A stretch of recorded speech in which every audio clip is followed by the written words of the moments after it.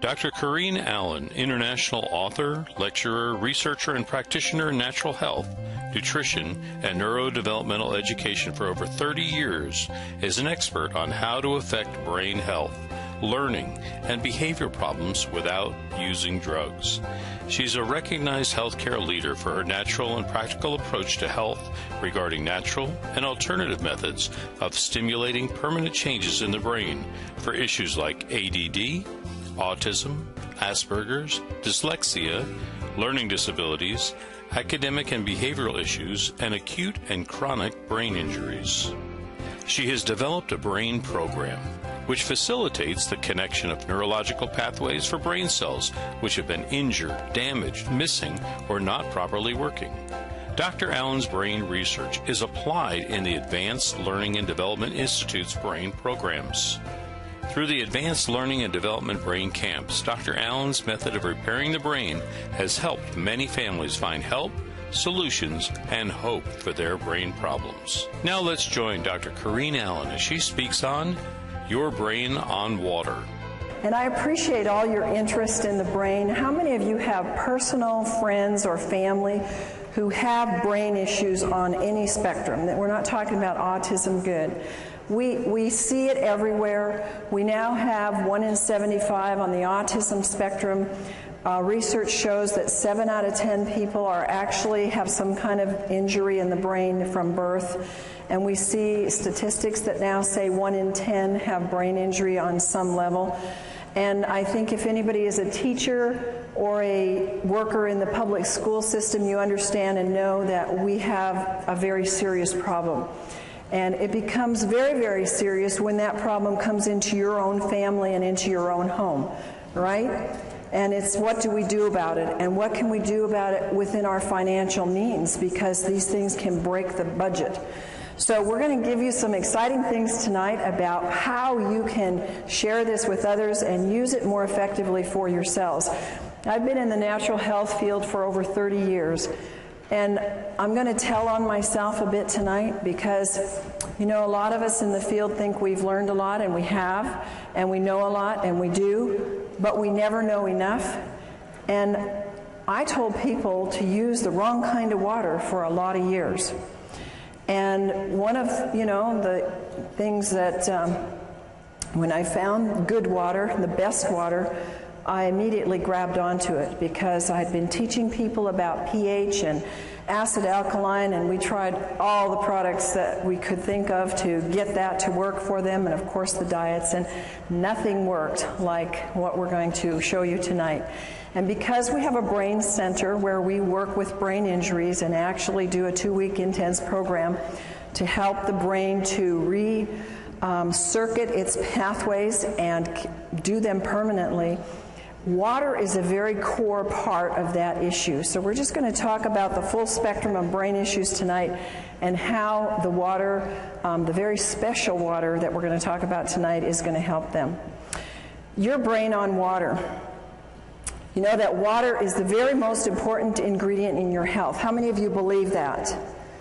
Now, I believed that 30 years ago, but I didn't practice it.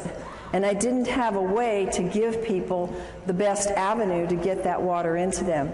It's the one big secret that is being missed. Water is essential to superior health and wellness.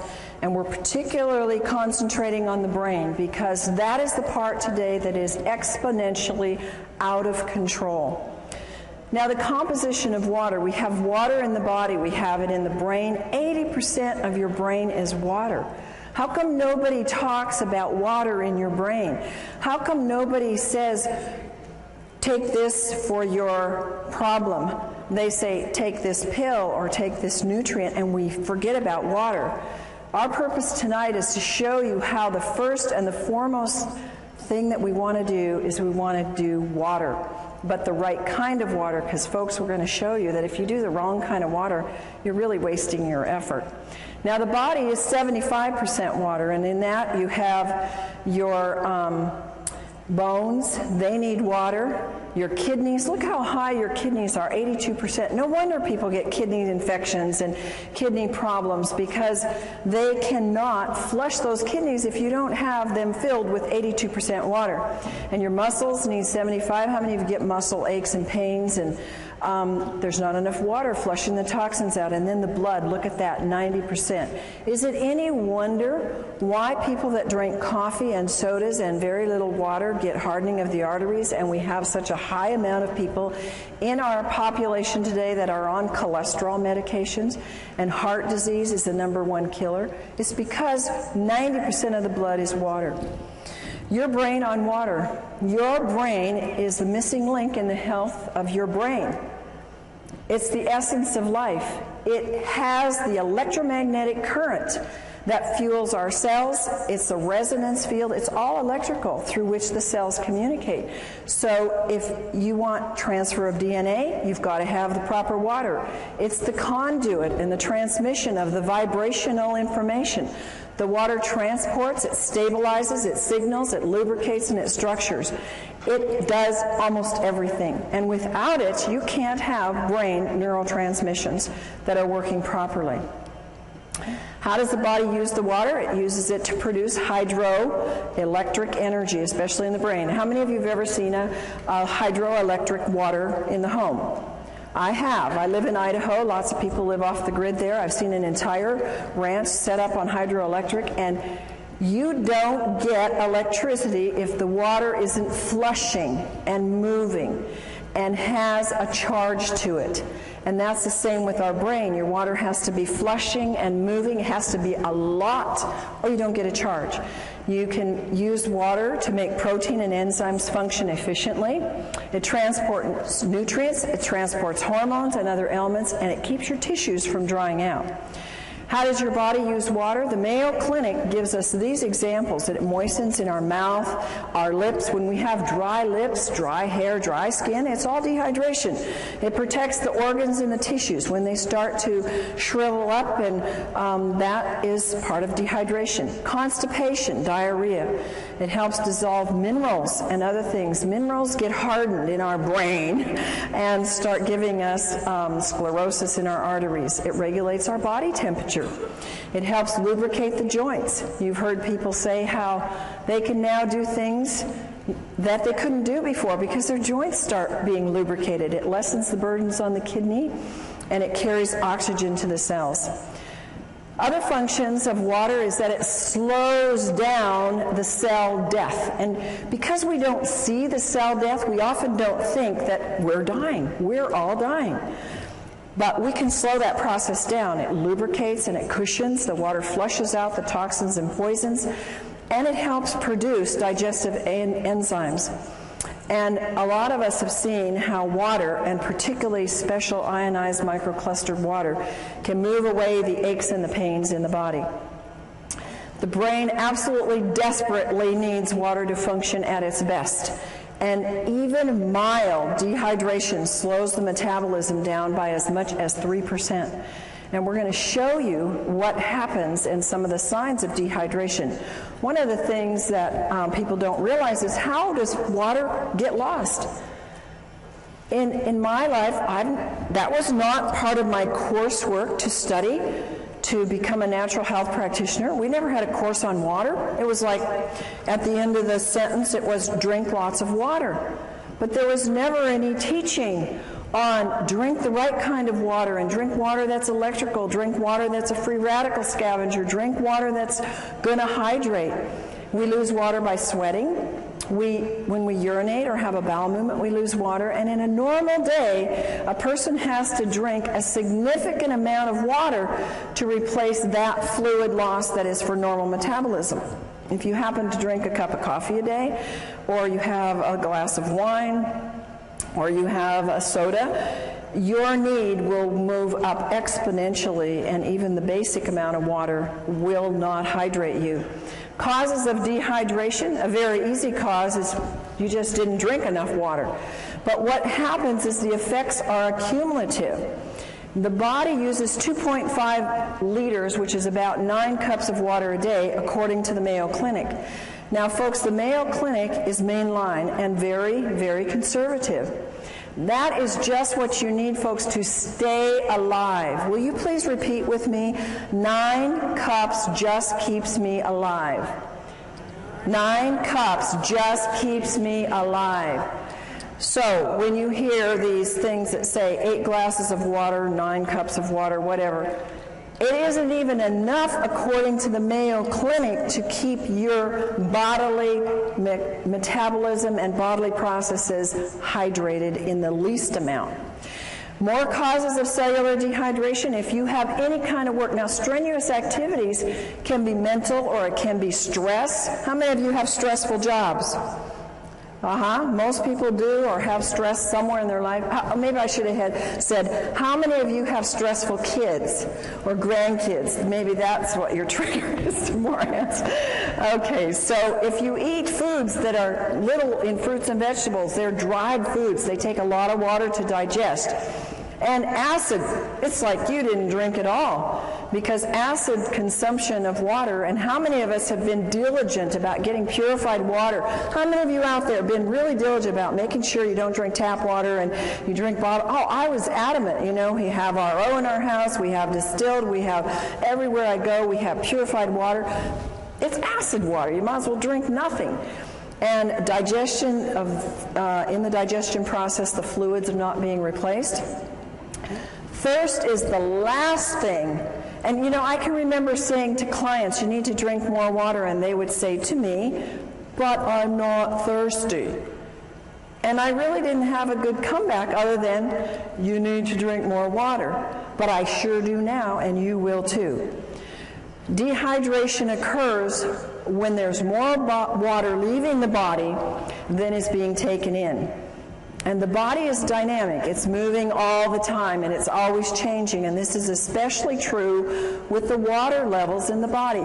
How many of you notice now that your body craves water? I've noticed since I've gotten on microclustered water, I can tell my body is like listening now. It's like it's woken up all the receptors, and it like says, I need more water. And before, I never was thirsty, and I would forget to drink. So your water routinely needs to be replaced. So we lose it in all of these examples, which we're going to now show you. How many of you are not aging? Oh, we got some. Well, I tell you, after I hit about 45, I started to feel it. And after I hit 50, I started to feel it more. And then the next decade, I felt it more. And I am so thankful to God that He brought into my life and into the United States, because literally this was not available to us many, many years ago, that now I have a tool before I'm 100 to start really challenging my aging process. And you see, aging causes a decreased thirst. It just goes away. And you see many, many older people who say, I'm drinking? And you look, my folks are 93 and 90. They live in a retirement home. Nobody drinks water there. It's like water purifiers. It's like foreign. And they're all suffering, too. They're not in very good health. Another thing that we sometimes don't want to hear, don't want to see, is that alcohol causes dehydration. Well, if you're going to drink, then at least be aware you need to drink a whole lot more of the right kind of water to deal with that dehydration it causes. Now, there are special circumstances that cause dehydration, and one of them is burns. And if you know anybody that has lots of burns or little burns, they're going to need a lot more water in their body. Here's another one of those American, don't tell me, don't talk to me about it, I'm going to keep my cup of coffee. You know, when I was very, very ill in my 20s, this is what led me into nutrition and natural health, I had to quit coffee because it was actually pushing my energy down. And I thank God it did, because I realized then what it was not going to help build up my health. And a lot of people just haven't gotten that yet. They haven't figured out that it's reducing your melatonin in your brain. That's very, very important for good, sound sleep. It's decreasing your memory enzymes. I want to be full of a good memory on into my 90s and 100s. It can cause DNA damage.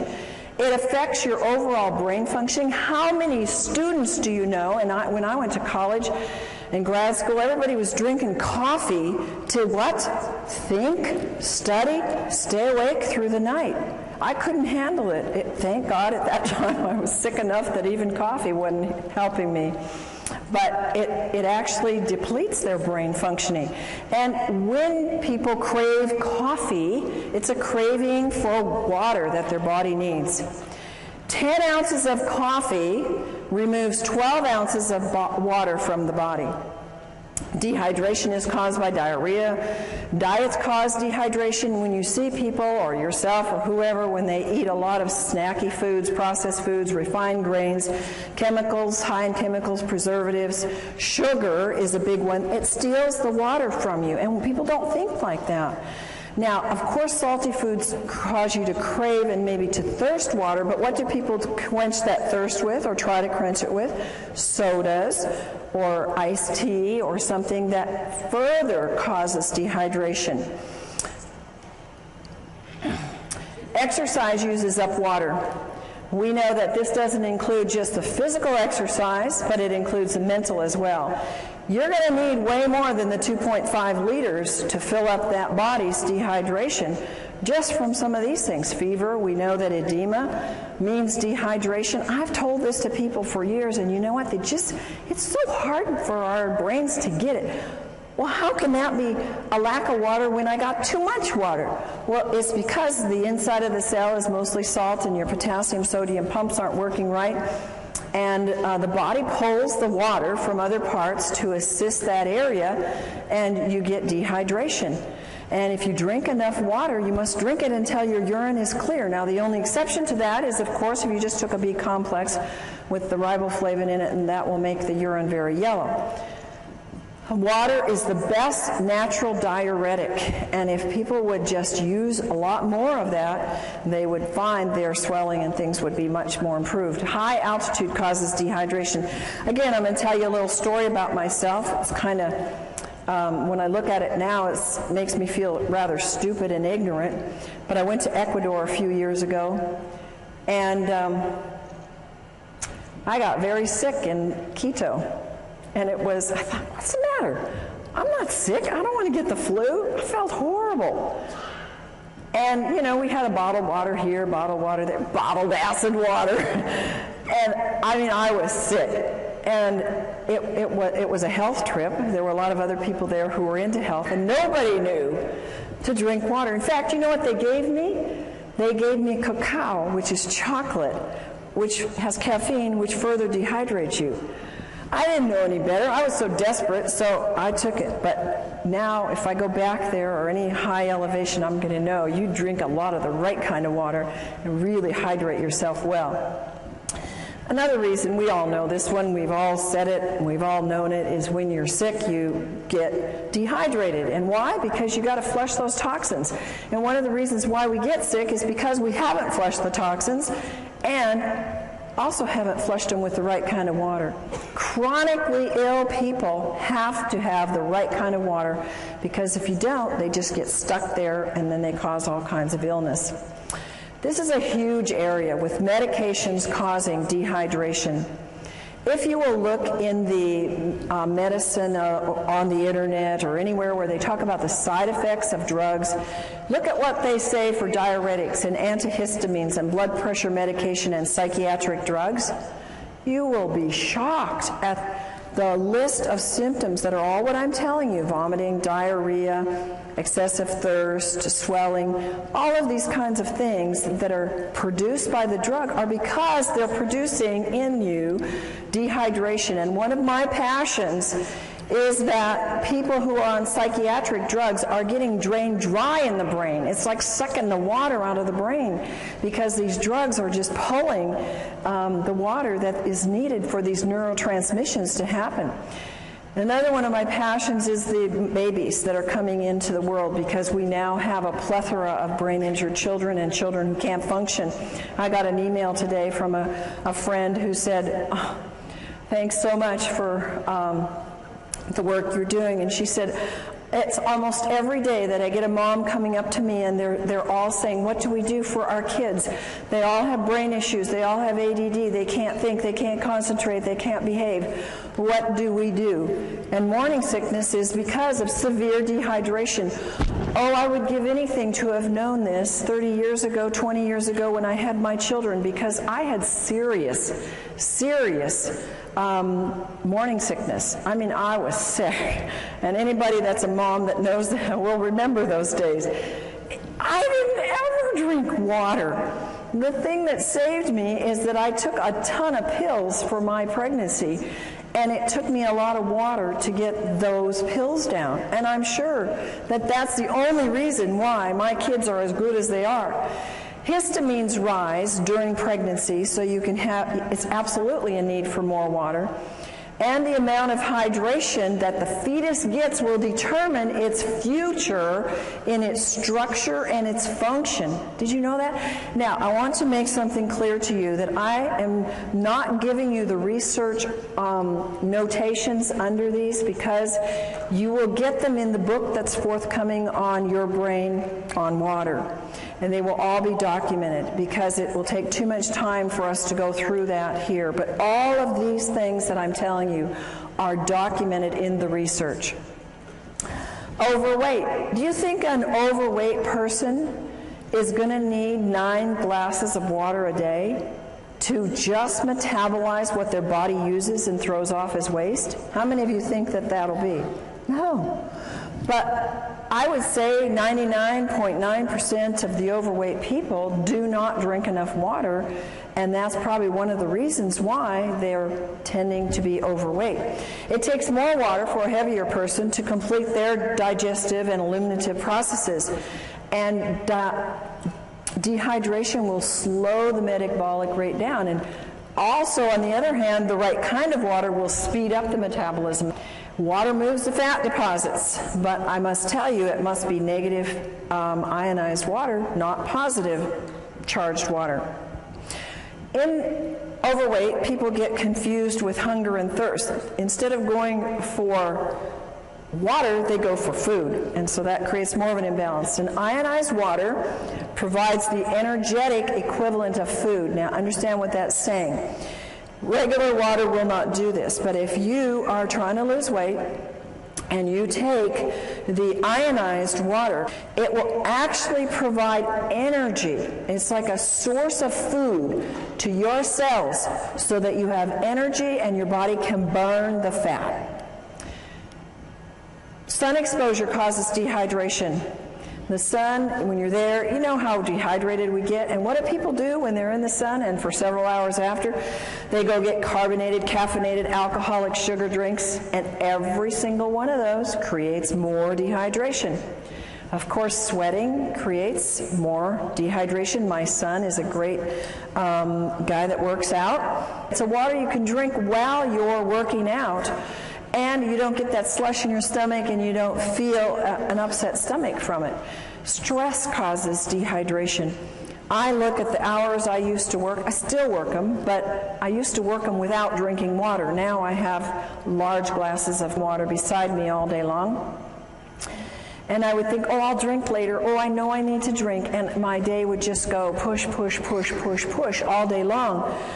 And I didn't do my body too good of good. And, you know, I've had to undo some of those things. But again, it was like I wasn't making the connections. And I believe I wasn't making the connections because I was so dehydrated my brain couldn't put it together. And I didn't have anybody come and tell me that there really was a water. I had lots of people come with alkaline water and these machines out there, and I'd been checking them out for 20 years. And I said, these don't work. They're not doing one thing for you. Why should I spend $1,000, $2,000? Why should I spend anything on them? I don't want to give my clients this kind of water. So I knew, because I was always testing them, that what I was seeing on the market really wasn't working. Stress will use up hormones. It will use up neurotransmitters, making them work harder. It will use up your vital resources, and you have to have water to keep them functioning. Now, we all know that too much salt isn't good, and using the wrong kind of salt is bad for your body because it will grab water and dehydrate you. But using too much salt, especially on salty foods, because that's the wrong kind of salt, folks. They don't put sea salt on those things. We're going to tell you in a few minutes the right kind of salt to use and how to use salt to help your hydration. Of course, vomiting can cause dehydration. So when you see those information on any drugs or anywhere where it says causes vomiting, you know that it's possible it can cause dehydration. What are the dangers of dehydration? Well, if you're dehydrated as much as 5%, it can reduce in as much as 20 to 30% drop or make your physical activity go down. How many of you notice a drop in your energy when you're dehydrated? How many of you notice that when you take the right kind of water, ionized, microclustered water, you have an increase in energy?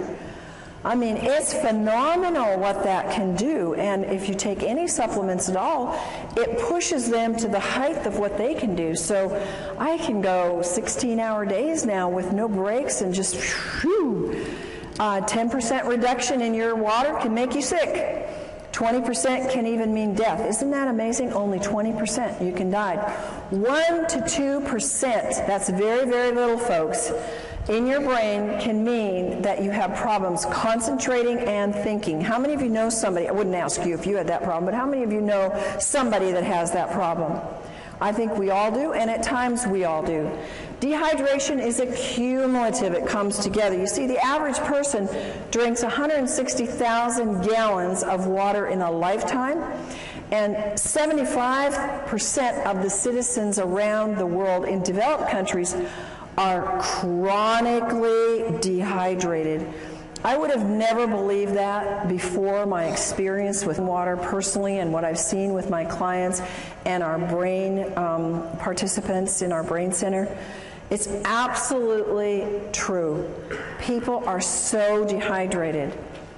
1/3 of the Americans have such a weak thirst sensation that they mistake it for hunger. And look at the obesity that we have. Look at how many of us, we don't like it, struggle with weight. And it's one of the number one reasons is water. If 80% of your brain is water, which runs your pituitary, your hypothalamus, which regulates your weight, and if your body is 75% water, and that is related to your hunger drives and your thirst, we know that water is a huge part of why we are not getting the weight that we want. Brain dehydration. It brings on feelings, if we're dehydrated, of anxiety and depression. The brain doesn't function properly.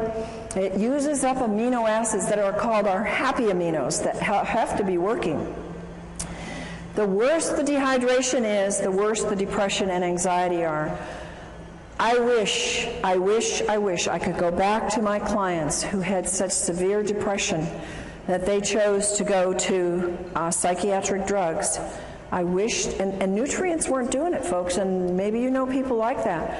Diet, they were doing all the right things, and they still couldn't get past that depression. And there are people that you're going to run into. And the reason is because they don't have the electromagnetic energy moved by the fluids in their brain through the right kind of water to get that depression to be able to do what it's supposed to do, go away. And anxiety is at a height in our world today. ATP is needed for the cellular energy. It's greatly reduced, and there's no energy. And the poor brain just can't function. How many of you have had, I just can't think today. I can't get it right. You ever gone into a room to get something? What did I come in here for? We've all done it. And the only thing is, it gets worse after you get 50 and 60 and 70, doesn't it? And so that's your trigger. Boy, I'm not drinking enough. I got to get back and get my water, but get the right kind of water. What are the side effects of brain dehydration? One of the side effects is your body starts to use up the antioxidants because of its great need to get rid of body toxins. What is one of the biggest things on the market today? Antioxidants. It's millions of dollars are being spent on antioxidants because they're being used up because of a lack of water. Brain aminos are used up to make up for this lack of water. Tryptophan and tyrosine are amino acids that are mood stabilizers. Their deficiency makes us feel anxious and depressed. Dehydration and mental functioning. Folks, part of my passion is to help you, to give you a tool to get to teachers, to get into schools, to get into our public facilities where our children are being, they're being labeled, they're being given drugs because they cannot have a good memory, they have a fuzzy memory, they can't remember math, and they can't focus. It's loaded in the schools today. And if they had the proper water, this would probably dissipate very quickly. Dehydration lowers the psychomotor processing speed, the memory, the concentration, and fatigue. How many kids and families do you know they come home and they have no energy left? They can't do anything. They want to sleep till noon on the weekends. They can't think through their school to get it done quickly. It's epidemic, folks. It affects their cognitive ability. It impacts their physical performance and their motor skills. So you are the tool. You are the conduit. You are the caucus to be able to go out and spread the word and use this information to share with people, to get into private schools, to get into church schools where they can start giving it to their students and they can see. The teachers won't be screaming at the parents to put their kids on those awful drugs. Brain issues related to dehydration. Does this look like a very hydrated brain to you? It doesn't to me. This is a real picture of a brain, and it's got a problem. Alzheimer's and dehydration, I have known for years in my practice. That has been research proven. Remember, what I'm telling you here is not my opinion. These are documented facts in research, that Alzheimer's and all these other things that I'm going to relate to you are coming from documented studies that dehydration plays a significant part in it. Alzheimer's tends toward vasopressin levels, which is responsible for the water being in the right balance. Alzheimer's have increased dehydration. And one of the hardest things that I've seen in my clients that have had Alzheimer's parents or relatives, they can't get them to drink. Once they're past a certain level, it's very, very hard to get them to ingest the water. So what I say is, if you can only get a little bit of water in people, for heaven's sakes, get the right kind of water in the people so that it's hydrating water. Anxiety and panic attacks, they are rampant. People are paralyzed with panic attacks and anxiety. And what happens? They don't have water. They've got their cup of coffee next to them on the road. They've got their coffee in the morning, or they've got their soda at work.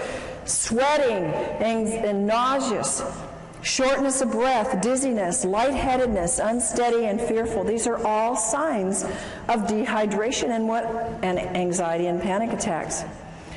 This is something that when families deal with anorexia and bulimia, if they would know how important hydration is, they could probably save a lot of money and a lot of stress. I've dealt with families with this problem. How many of you have ever known anybody with this problem?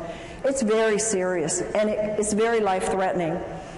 And they have severe dieting issues. They have little or no intake of fluids. They starve themselves. They binge. They vomit. They lose their appetite. They have anxiety, sleep disturbance, fatigue, lack of well-being, depression, irritation. All of those are brain problems. All of those are brain dehydration. Comas. I'm dealing with several people right now in comas, and I've found every single one of them is like 1 or 2 or 3 or 4% hydrated in their brain. They're barely hanging on, and they've been in these comas by God's grace for a long time. And if they would only get them on the water, so far these families haven't been too able to do that, but they can move them, because the water is the electrical force that will wake up the brain and help them to be able to function and get things moving.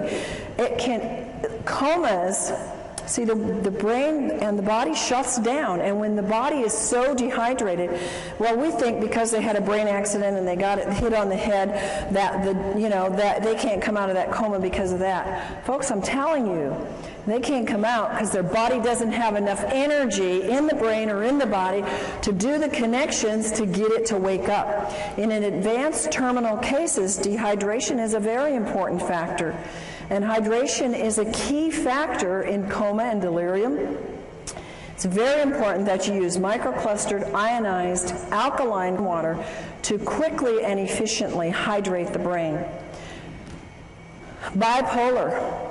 It's a very serious issue. Some people have it very, very bad. Causes anxiety, depression, rapid mood changes, compulsions, loss of energy and irritation. And again, it's related in scientific studies to dehydration. Depression. Now, I've told you some about this already, but it's a huge thing. I think that we would see a major turnaround. It's one of the #1 drugs that's given out is kind of drugs for depression. When the brain is chronically dehydrated, all the functions suffer. The brain needs tryptophan, an amino acid, to make the serotonin. You've heard of the drugs that create serotonin and help that to balance.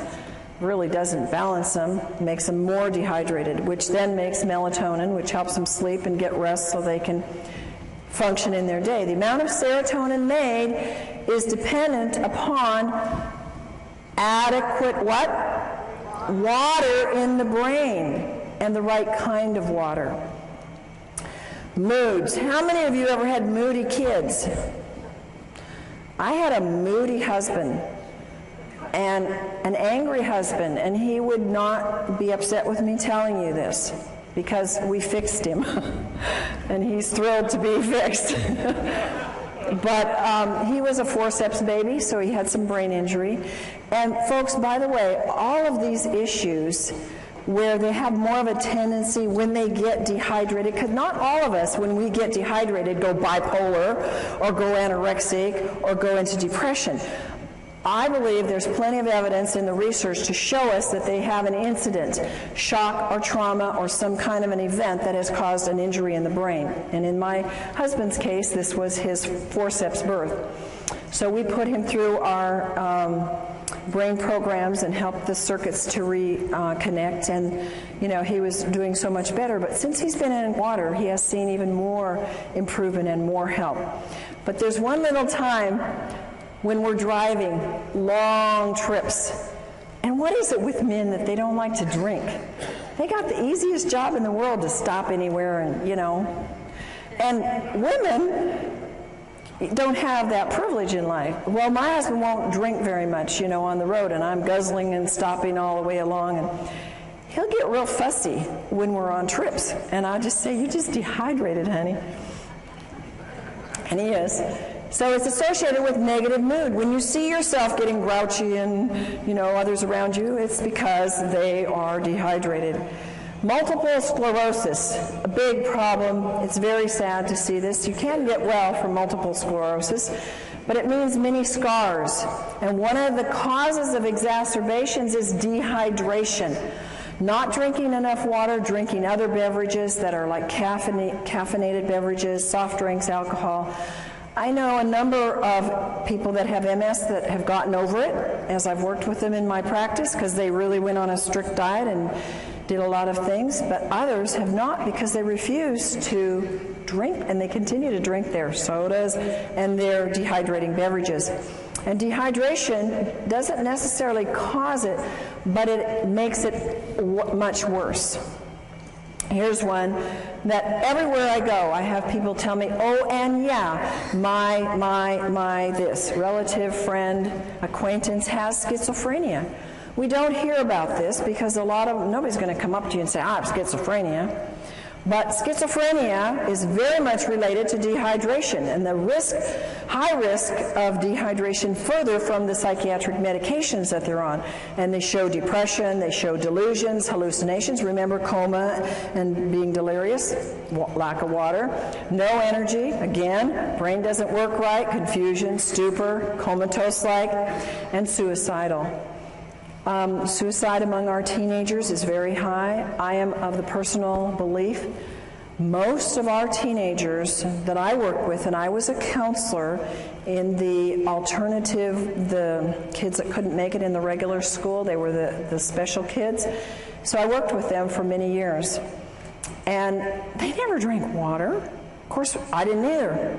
But they had more problems, more traumas, more things that were pushing it. And a lot of these kids get suicidal. Seizures and dehydration. One of the most incredible things that I have witnessed in our brain camps is that the kids that come, they come, some of them, not all, several in spectrums on the autistic spectrum or others, they have seizures. They're on heavy medication. Some of them have shunts or things put into their brain to control the seizures. They get there and they don't have any more seizures, and I'm going, I think there must be a connection here. We're putting them on a lot of water, and they choose to work with their own doctors to get off the meds, and we're seeing maybe one seizure the whole 2 weeks is pretty much what we see when they've been having them every day. Pretty amazing when you see that, and pretty much documented by research that says dehydration is a trigger for a seizure, and it can lead to coma and death. And tics is a disorder that can be related to dehydration. Now, how many for Tourette's and these kind of things ever say it's dehydration? But folks, this is a common, not very common, but it's common enough amongst some in the population, and it's not a very fun thing for people to have. And the research says dehydration is a factor, and a very big factor. Strokes and heart attacks related to dehydration. You've heard of people being out on the basketball court and you know they're sweating and they're working hard and they go off the court and they drop over dead. You heard of that? We've all heard of that. It's dehydration. They were probably drinking something, you know, of those special drinks that they, you know, that the people called Gators drink, you know. And when we don't have enough water, remember our blood needs 80% water. It's a flowing river through us. It builds cholesterol, which causes strokes and causes clogged arteries. And when we take the drugs for that, we get further dehydrated. And when there's insufficient water washing in and washing out, the membranes seal off. So further water is lost. And when the dehydration, the blood gets thicker. Why do people have bypass surgeries?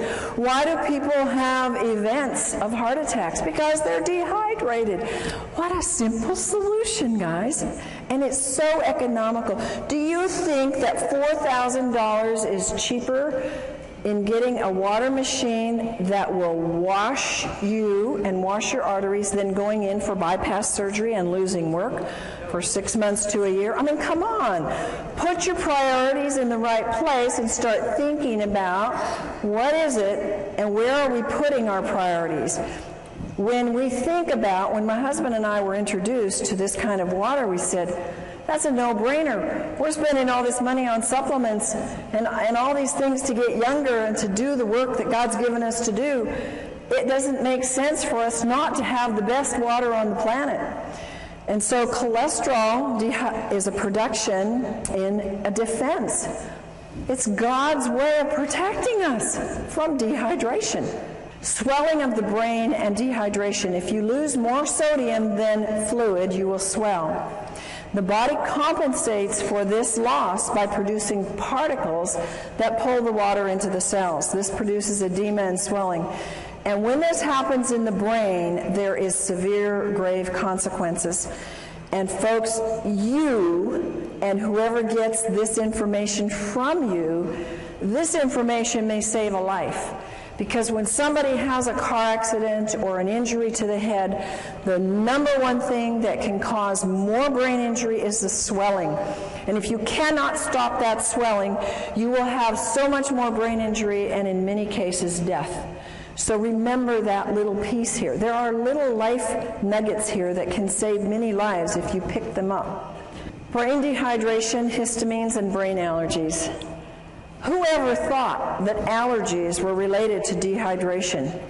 Oh my goodness, when I was 16, I started this thing called allergies, and so my parents took me down to the doctor and I got all these tests, those miserable tests, and then I had to for years get these crazy shots of these antigens, and I thought, these aren't doing anything, I still have allergies. And, you know, I started moving into nutrition, and that helped, changing my diet, and I think just getting more fruits and vegetables, getting the water from that, getting more minerals. And I eventually got rid of the allergies, but what I could have saved myself in money and time and lost things in life. I had headaches for probably 7 years every day of my life. It was allergies. It was toxicity. I never drank water. I didn't even drink regular acid water. I didn't drink anything because I was not educated. And we need to be educated and to educate others about how important brain allergies are a very key factor for people. In fact, a very high number of people have allergens that get into the system, and because they don't have enough water, they affect you in having anger, anxiety, behavior disorders, compulsions and ritualistic behaviors, confusion, concentration problems, depression, mood disorders, nervousness, schizophrenia, and speech disorders. A lot of times we don't even relate these. They are allergies. When the histamine is too high, your allergies are raging, and they are related to the brain. High histamines are, what's the thing on the market? Antihistamines. Because they know you've got to bring that histamine level down, or you're going to be miserable. If you have a brain allergy or if you have a body allergy, it's an indication of dehydration. Chronic dehydration can cause histamine to become excessively active. Supplying the body with water, and again the right water, will cause a disappearance of the high levels of histamine.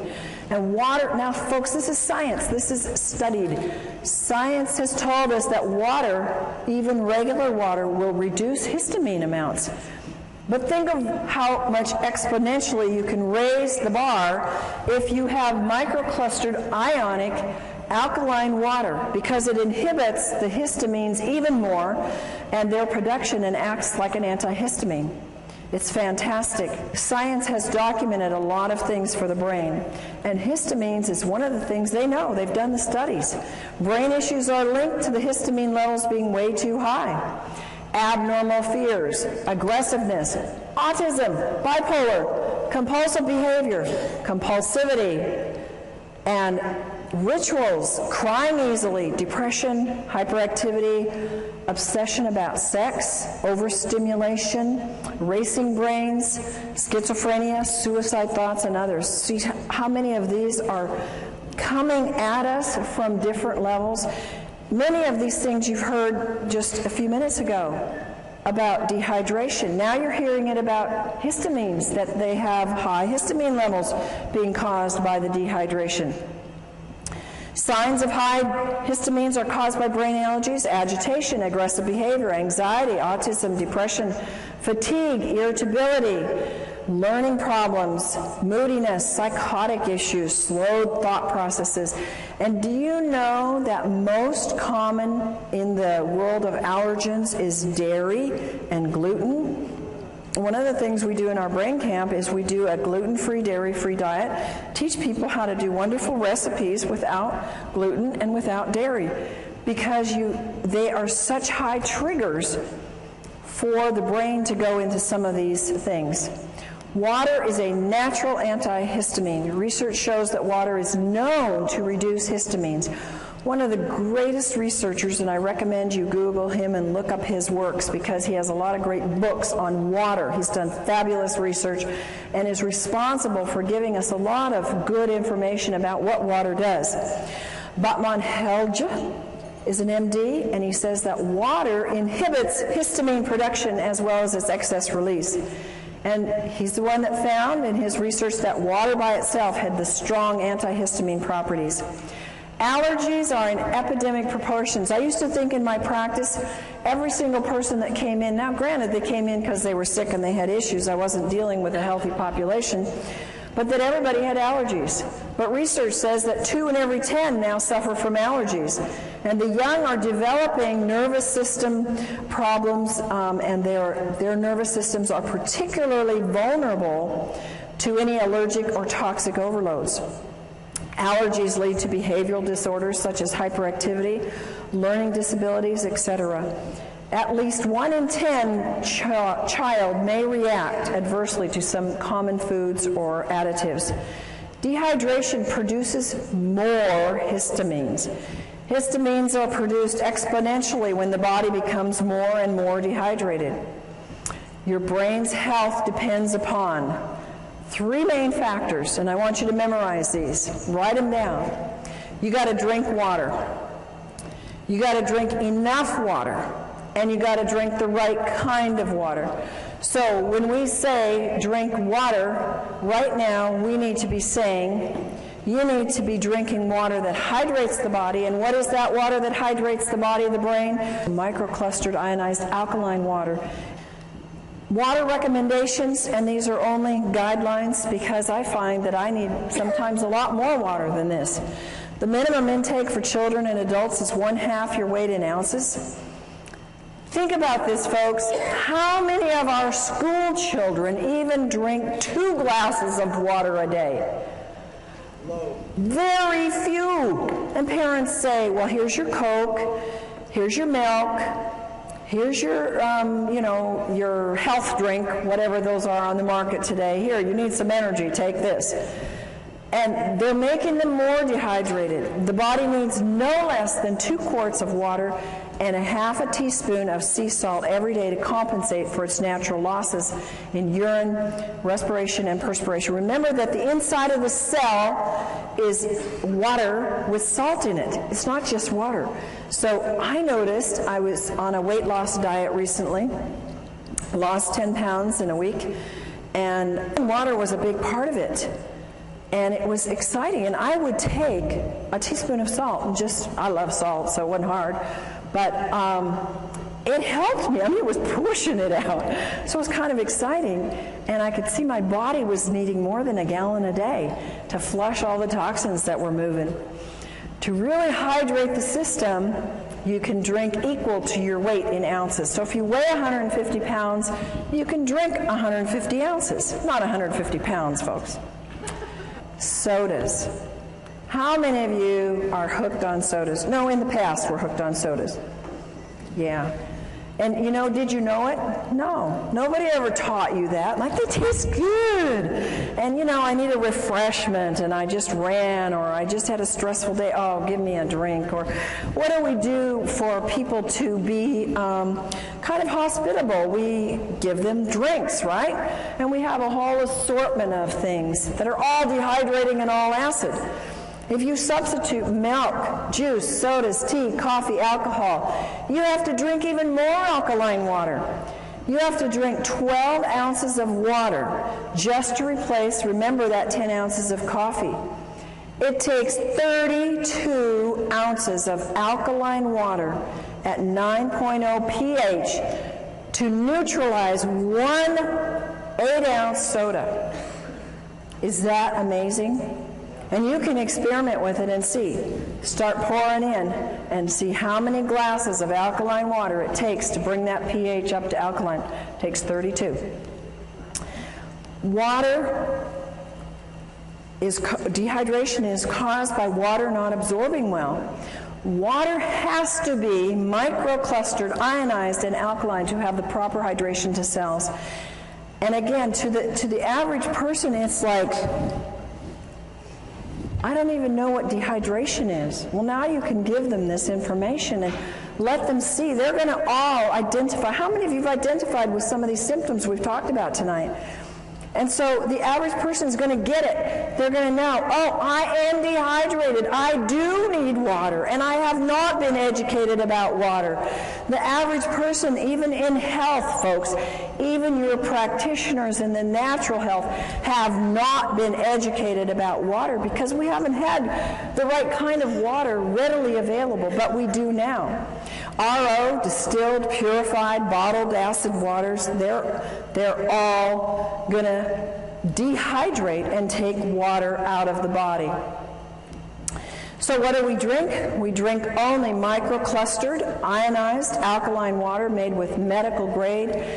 Folks, I cannot emphasize enough how important this is. I cannot tell you the horrible cases that I've seen. I've seen people grow things like tumors on their body within 2 months of having machines that are ionizers that were half the price and were already putting toxic metals into their body, and when they stopped the water, the growth went away and the metals they were getting and the toxins.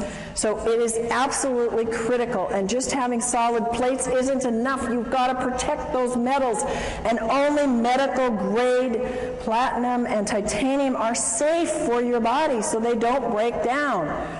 And you don't see that, folks, and most people don't know how to test it. So just drinking the water, you're not going to taste it. Begin drinking as soon as you wake up in the morning, 16 ounces of water. You want to drink all day long, every hour. Drink enough so that you get clear urine. One of the complaints is, I got to run to the bathroom all day long. You know what I found out? That once your body gets rid of a lot of that toxins, you don't have to run so much anymore. So be blessed and thank God that you do have to run, because you're moving toxins when you have to go frequently, and it will pass. And if you live in high altitude, you got to drink more water. And if you eat any convenience food, you have to drink more water because it sucks up the water. And if you exercise, if you walk up a hill, if you walk up the stairs, if you go downstairs and do the laundry, whatever, you're exercising some, you're using up more water. If you have a lot of stress, stress causes more dehydration, and your metabolism is using up that water. Our next subject is about salt. Salt is, you should only use sea salt because salt expands the blood so it can reach all parts of the body, and it helps to stabilize the blood pressure. And I take my clients who have high blood pressure and say, you know, you must have some salt in your diet, and definitely get on the right kind of water. It helps you sleep better, and it helps reduce mucus. Inadequate intake of water causes dehydration, but it's not just the inadequate intake. Drinking enough water is only one of the elements in rehydrating the brain and the body. You have to also have the right kind of water.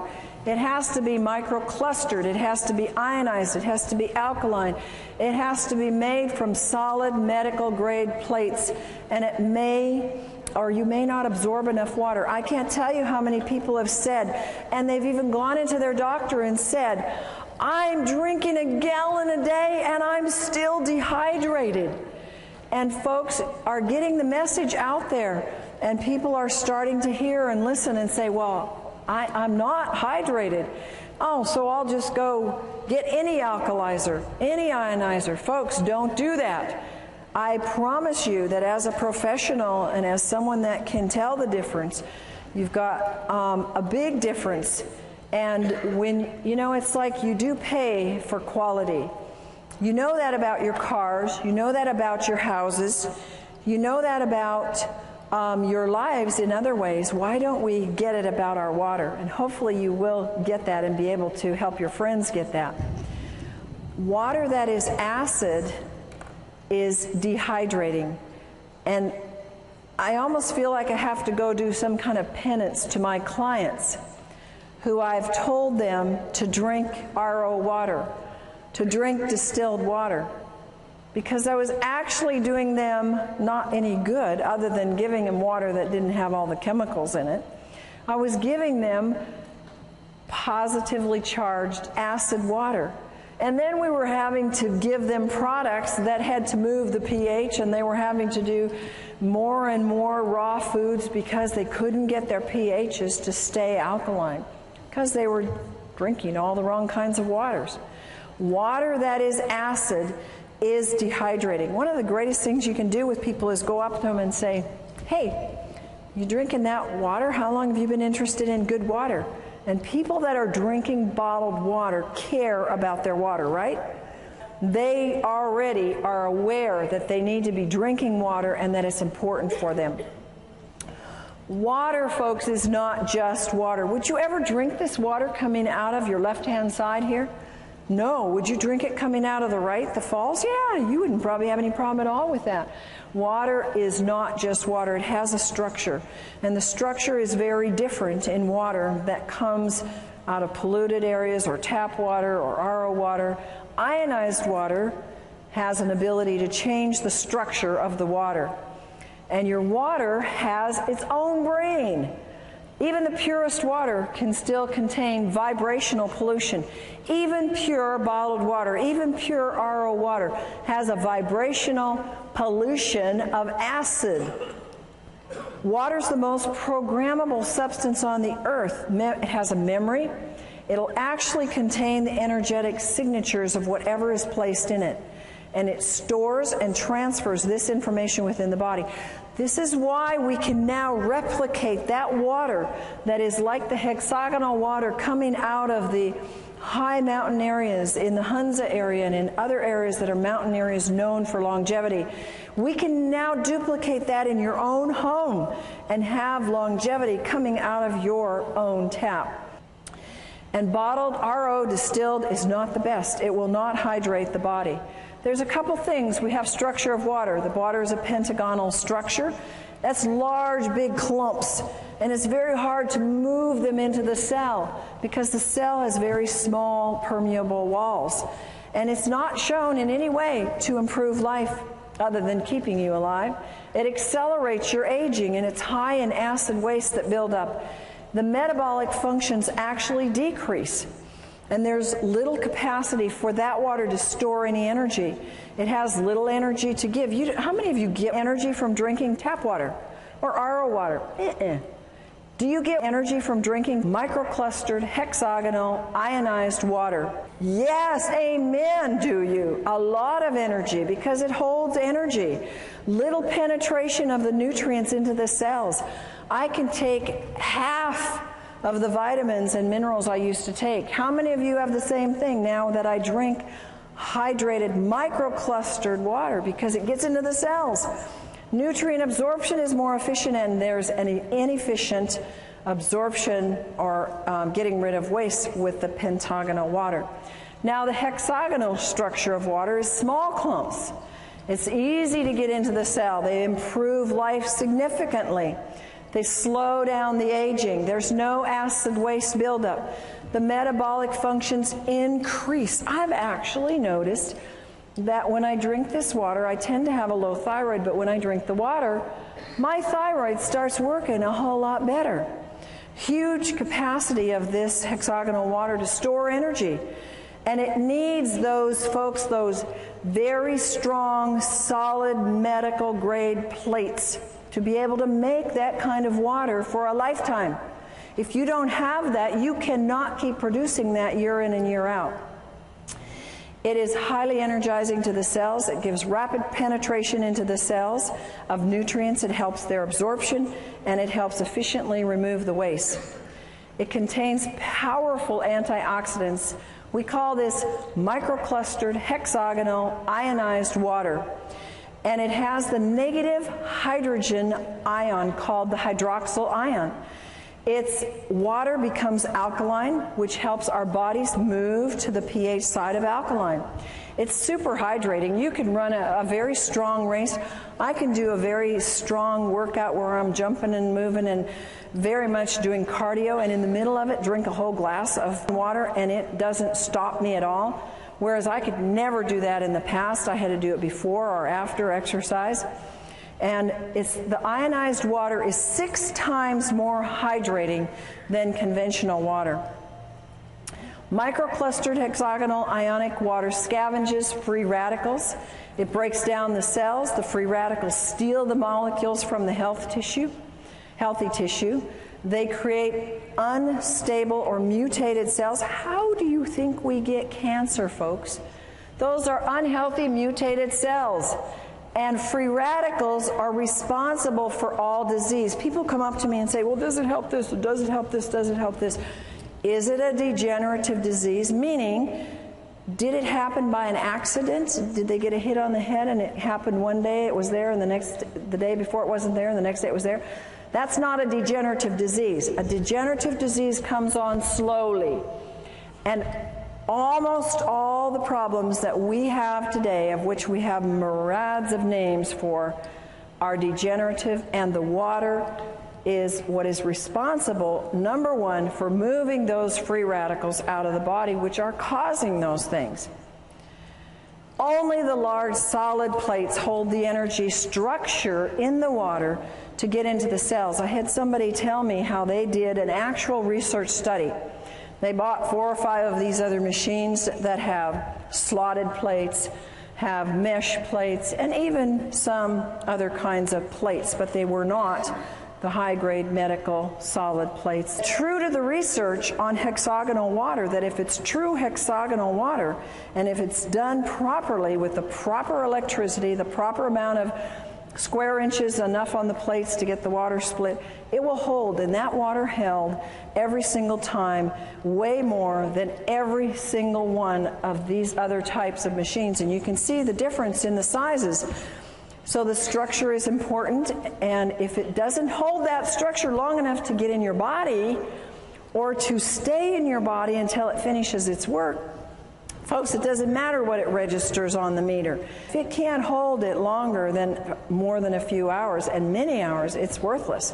Microclustered hexagonal water and calcium. A lot of people know that calcium is very, very, very important. And the water actually helps you get your calcium and keep it in your cells. Hexagonal water will help you retain calcium. We start to lose calcium a lot under stress and under just life and exercise and just moving through the day. Mental and physical signs of calcium deficiency, they're rampant.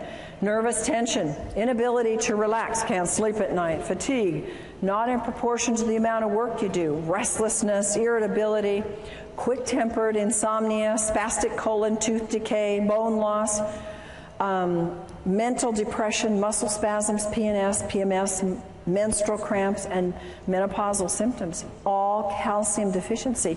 So you're losing calcium, you're either not getting enough, but when you start on the proper water, it starts to stay in your body and you actually produce a better use of your calcium. Free radicals, you can see 2 molecules here and the one stealing from the other because it's positively charged and it goes after the negative. It oxidizes and breaks down cells.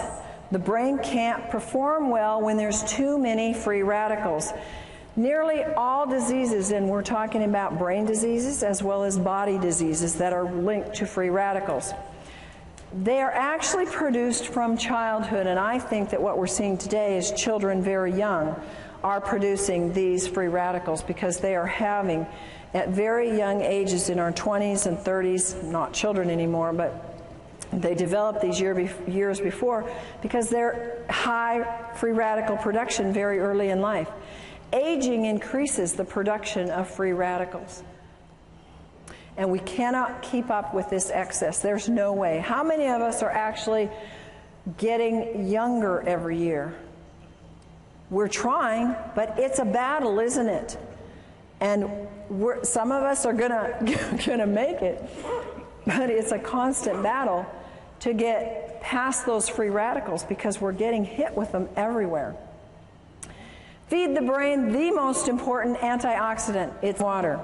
Water is used as an antioxidant, is more efficient and more economical than pills or juices. You can do the math. If you spend $100, $200, $300 a month, which is not unreasonable, a lot of people are doing this for antioxidants, either in the form of juice or pills a month. You multiply that times 10, times 12, you've got easily $4,000 a year. And it's gone. And you only got it for you. Think about the economy of having one product that you can spend $4,000 on, and it can feed the neighborhood free radical scavenging nutrients. It's pretty much a no-brainer. It eradicates free radicals. The water can flood the brain all day long with free radical scavengers. And see, it's not enough. I take free radical scavengers. It wasn't enough. If I didn't have the water, it wasn't doing enough good. You've got to have what nature determined to be the first priority, and that's the proper kind of water. We want to retard the aging and renew the brain at the cellular level. Free radical and brain problems. These are all, again, scientifically documented that free radicals are an important part of the problem in aging brains, ALS, in Alzheimer's, in anxiety, in autism, bipolar, brain edema, brain infections, brain allergies, depression, hyperactivity, obsessive compulsive, Parkinson's, schizophrenia, seizures, sleep apnea, stress, strokes, and toxic metal accumulation and traumatic brain injury. All of this is documented by scientific studies that says these are related to an excess of free radical formation in the body, in the brain. Acidosis being a cause of disease. The body produces highly acidic wastes from the foods it produces, and from the foods you eat, I should say. Acidosis is one of the main contributors leading to aging and various illnesses. Acid wastes, if you don't excrete them, what do? They circle around and around and around. They end up being aches and pains. They end up being a loss of function, a loss of your brain. It can accumulate in your arteries, blood vessels, clog them up. You can get stones. You can get anything and everything from these acid wastes. And they accumulate in cells that are deprived of oxygen and nutrients. Look on the left-hand side and you'll see the things that cause acidosis in terms of food. And anything basically that is not a fruit or vegetable is an easy way to remember. They're acid forming. And how many people have an 80-20% diet? Folks, that's 80% foods that are fruits and vegetables and 20% that are grains and other foods. Not too many people do that because it's hard to eat that way, and not too many people are that dedicated. So acidosis builds up from the foods that you eat. Acidosis induces, now again, science has shown that it induces brain damage, that acidosis can actually cause neuron death, and it causes a reduction in the glutathione production, which is the most powerful antioxidant that your liver produces on its own when given the right stimulus and nutrients. The pH potential of hydrogen measurement in the cells. You have your alkaline pH and you have your acid pH. The negative ions are on the alkaline side. You assist detoxification when you have alkalinity. And the body, when it's alkaline, it can absorb calcium and magnesium and sodium and potassium. The body is amply supplied with minerals. You're not always going to be deficient. And it's abundant in oxygen. When you have an acid, you have abundant energy. Then you have positive ions. If you're on the acid side, they cause auto-intoxication. That means you poison yourself. And the body can't absorb the minerals. I've had people who say, but I take all these minerals. They're spending hundreds of dollars on minerals and they're not absorbing any because they're acid. And body uses up these key minerals in trying to neutralize acids. There's a lack of oxygen and there's little or no energy. How many people know that the #1 complaint is no energy? And when a product comes out that can give you more energy, people go for it, don't they? And what a simple thing to have, pouring out of your tap in your own home that can produce a life flow of energy, not just for you, but for your whole family and your whole neighborhood. ALS and acidosis. There's a Dr. Gansel who's done a good study and works with ALS. And he's reported in the Townsend newsletter that he believes ALS is caused by severe acidosis. This is a very damaging neurological disease, and most people don't live with it. Recommends the use of, look at this, water that sends low voltage electrical impulses into the water. Now the next one is autism. Autism, a lot of you have asked me about. It's rampant. The U.S. military claims now we have 1 in 75 are on the autism spectrum. A few years ago it was 1 in 50. It keeps going down the wrong direction. Symptoms of autism, according to research, are linked to acidosis. High amounts of acids are found in the blood of autistics. And the mitochondria damage in the autistics is linked to the acidosis. Bipolar is linked to acidosis. Children's problems, acidosis. If they're shy, there's been research found, fatigue, impaired concentration, unwillingness to eat, perverted appetite. I had kids like that, one in particular. They're tough to deal with. Acidosis. And you know what? They don't like to drink. A lot of these kids that have these problems, they don't want to drink. And they want their foods that they want, and mostly they're not fruits and vegetables that they want. They can be restless and poor sucking. These are acidosis symptoms in children. Then you have schizophrenia, can be related to acidosis. Dr. Steinfeld says the key problem in schizophrenia is acidosis, and his work verifies that it is a biological problem. Seizures and acidosis. We talked a little bit about this before in terms of dehydration, but research also says it's due to acidosis. And an acid pH can actually trigger the seizure that can then lead to brain damage. Stress and acidosis. If you're stressed out, mental stress causes acidosis. Autointoxication, when you are poisoning yourself because you didn't drink enough water to get the poisons out, your bowels aren't moving, you're not urinating enough, stresses the body, makes you acid. It increases your cortisol production. When you increase your cortisol production, you want it low. It causes you to gain weight in places you don't want it. Acid is increased in diabetics. In every single diabetic, they have an acid problem. And there are absolute miracles when you look at this work that has been done with this microclustered ionized alkaline water in the hospitals.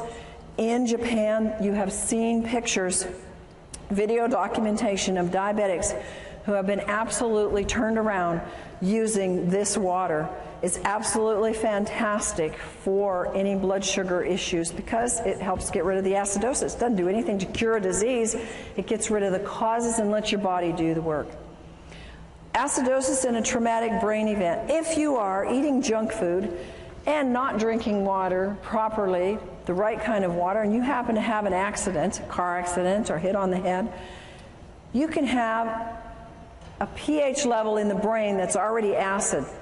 When that event occurs and there is a shortage of oxygen or a traumatic event, restriction in the blood, or whether it's a stroke or a heart attack or an accident, the damage is actually made worse and the damage is increased in the brain. Here are other issues that acidosis is related to in the research. It's related to Alzheimer's, their acid, alcoholism, comas, Down syndrome, nightmares, and multiple personality and Parkinson's.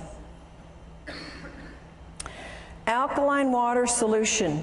We have a solution.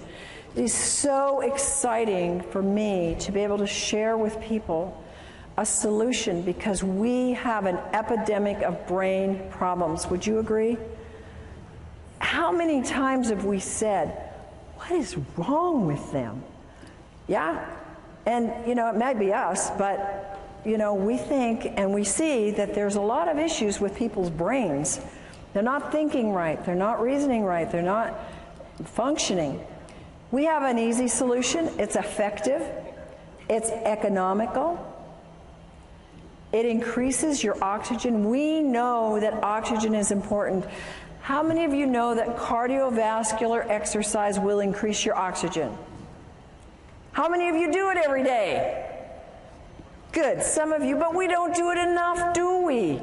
And how about if you could oxygenate your brain every hour of the day by just drinking a glass of water? Is that amazing or what? Nothing else like it. It moves acids waste efficiently, and the most efficient, and it neutralizes the acid in the cells. Use common sense, folks. Don't assume that water is going to cure anything. The body will heal itself when it's given the proper nutrients. And folks, water is a nutrient. Talk to people like this. Water is the number one thing that we are missing in all of our health programs. And that's the number one nutrient. It's a nutrient. It's not a cure. It's not a pill. It's not a prescription. It's a God-given nutrient. And it's the number one nutrient. And the wonderful thing is that we can share it at such an inexpensive cost, literally. You know how much medical things cost? Have you ever had a medical event? You can put out how much? $4,000 in about 5 minutes? Anybody had that experience? I've had many times where I've seen people where they won't spend money on something that will help them prevent an event. They have the event, like go to the emergency, and they spent that 10 times over. So think about that. You know, you're not buying something to have in your home and to have for your family because it's something that you don't need. It's a necessity. I don't think any family should be without this because it is the number one most important thing. Water's not a drug. Water is needed in high amounts because of the laws of nature. Water helps everything else work better, everything in your body. And water needs to be the first line of help. You are the soldiers. You are the infantry. You are the first line of defense. You are the ones that must tell them. You must show them the way. You must teach them. I had to be taught. You had to be taught. How many of you knew this when you started? Somebody taught you, didn't they? Now you're being taught. Now you go tell and you share and tell them how to get water. And tell them that water is not just water, no matter how pure it is. That they need 3 things in all the water that they drink. And if they don't have it, they don't have the best water. They need factor number 1, strong antioxidants that fight free radicals. Number 2, they must have microclustered hexagonal water that hydrates and carries antioxidants and nutrients deep into the cell. And number 3, they must have water that has the increased ability to carry oxygen into the cells with high alkaline pH values. Now we're going to do a fun little demonstration for you here. And I have a volunteer who's going to come up and help me with this. And this is for you. I want you to be able to have a hands-on tool because people tend to show me that I'm dehydrated. Prove to me, oh, I'm not dehydrated.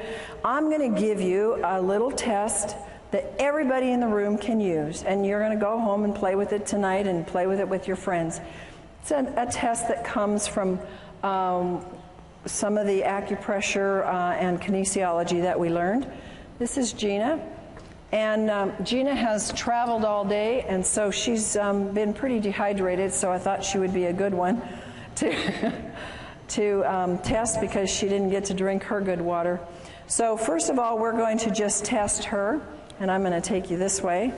Okay, and you can see it on the screen. I'm going to test the tip of her nose. If we're going to test her in the clear, I'm pushing pretty hard, and I don't get any muscle or energy break. And now we test the dehydration point, and I have no trouble breaking that because she's very dehydrated. So now we're going to try and find something. She goes to the store, she runs into the 7-Eleven, and she comes out with Smart Water. And she takes this, open it up, and let's take a swig. And you can actually take a swig of it, hold it in your mouth so it goes to the energy to the brain. Good. And unfortunately, you'll have to swallow it. No, not yet. Okay, now let's go back to our point. Did it hydrate? Not doing anything. The energy's not going anywhere. Okay, you swallow. You know what? I think I'll give you my glass so you can spit in it. I don't want you to have to drink all the soda. Well, the next ones, you won't want to drink these. All right, let's do some bottled water. So have a swig of RO. You can drink that because it won't kill you. Hold it in your mouth. Now, is this going to hydrate her? It's even weaker. All right, you can swallow that. Now, sometimes we think, oh, we're thirsty, let's go for some juice. All right, so you can swallow that too. Hold it in your mouth. Good old pasteurized juice. Did it hydrate that brain? Not even. Yeah, that's right. And Sprite. Okay, now, you can swallow that if you want. You can spit it out too. Okay, give me a swig, and you can put it on the table there. Okay, give me a strong, let's hear. Nothing. You want to spit it out? Swallow. You swallowed it. Okay. Now, this is good microclustered hexagonal ionized water. And let's put it in the mouth and see what we get there. Hold it in there. And is it going to hydrate or not? What's your vote? I can't even budge it. Now swallow. Thank you. You may have that. I have this. You may. You're going to need 34 of them. You see, you could do that with your friends now. And you can show them. We gave her water. We gave her smart water. And it didn't do anything for her brain. We gave her juice. And it didn't do anything for her brain. And so we need to have the ability to take and show people. So now I've given you a little trick to test for dehydration. You first test them in the clear, and then you hold the point on the nose, and then you can give them tap water, you can give them RO water, whatever's available, and then you want to hold the last, and you can have them put it in their mouth, because it'll go to the brain, and it will show you if it's hydrating the brain. And isn't that amazing? What could we do to our society if we could change the hydration of our brains, starting from our schools, from kindergarten up? Yes, we could change our society, literally, if we would hydrate our brains. Take control of your health. Your body requires a constant and a consistent supply of water. It is the most important compound you put in your body. How many of you believe that? I know you believed it before tonight, but how many of you now are emphatic about it? And no function or reaction in the body can take place without the presence of water. Do you realize how critical that is? If there's a function in your body that is not working, what is that telling you? You don't have enough water, because every function and every reaction in the body needs water. And that is our presentation for tonight.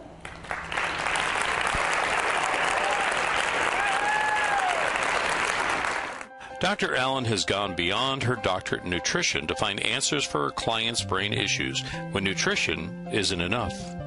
She had vast training in neurodevelopmental therapy, neurokinesiology, brain reflexes, light and sound therapy, and brain stimulation techniques. Dr. Allen's personal challenge was to help her daughter, who was brain injured from asphyxiation, oxygen deprivation, and for her other child who had Asperger's.